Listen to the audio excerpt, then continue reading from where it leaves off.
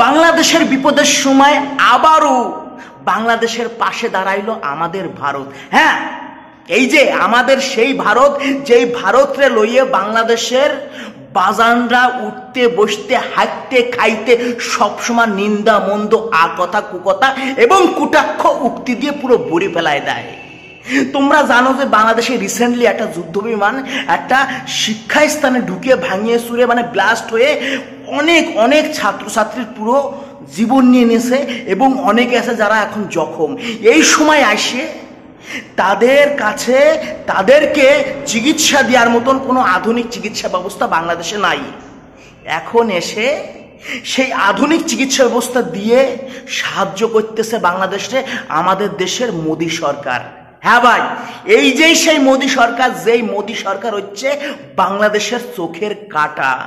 তারা নামাজে 3 ওয়াক্ত এরকম প্রার্থনা করে, আল্লাহ তুমি মোদীর মারি ফেলায় দাও। সেই মোদী তাদেরকে সাহায্য করতেছে। এটা ভারত ভাই, এটা ভারত তাই করতেছে, অন্য দেশ আগায় আসে নাই। বিপদের সময় ইতিহাস সাক্ষী, সারা জীবন ভারত বাংলাদেশের পাশে এসে দাঁড়াইছে। তারপরেও বাংলাদেশের বাজানরা ভারত রেলওয়ে সবসময় কুটক্ষ কথাবার্তা বলে। এখন আমি দেখতেছি এই যে ভিডিওগুলো ছাড়া হচ্ছে, সেই জায়গার দুর্দিনের অবস্থায় ভারত বাংলাদেশের পাশে, সেই সব ভিডিওর নিচে যাইও বাংলাদেশে থাকা পাকিস্তানে কিছু বীজমার্কা মাল আছে, তারা রাগের অ্যাংরি রিয়াক্ট দিচ্ছে। তারা সন্তুষ্ট না। কেন আমরা মরি কিন্তু ভারতের সাহায্য নেব না। কিন্তু যাদের সঙ্গে এই ঘটনাটা ঘটেছে তারা তো ভাই খুব খুশি, এবং এই খুশি ইতিহাসের থেকে শুরু করে এখন পর্যন্ত প্রতিটা মুহূর্তে বাংলাদেশকে ভারত দিয়ে গেছে। এই জিনিসটা স্বীকার করে না।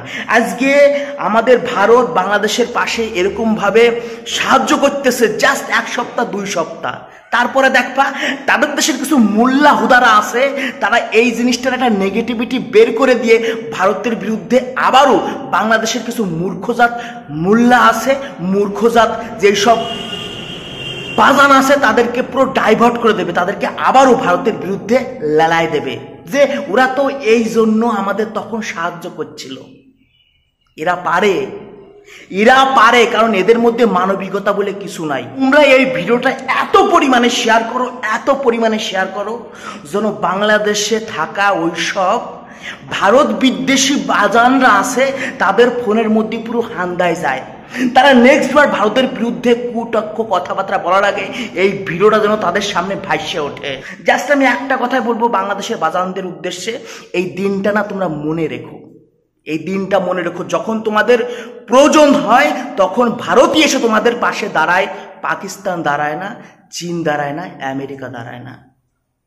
এই যে হচ্ছে ভারত, এই কথাটা মাথায় রেখে আগামী দিনে ভারতের নামে নিন্দা মন্দ করো। পাগলা খাবি কি, ঝালে মরে যাবি।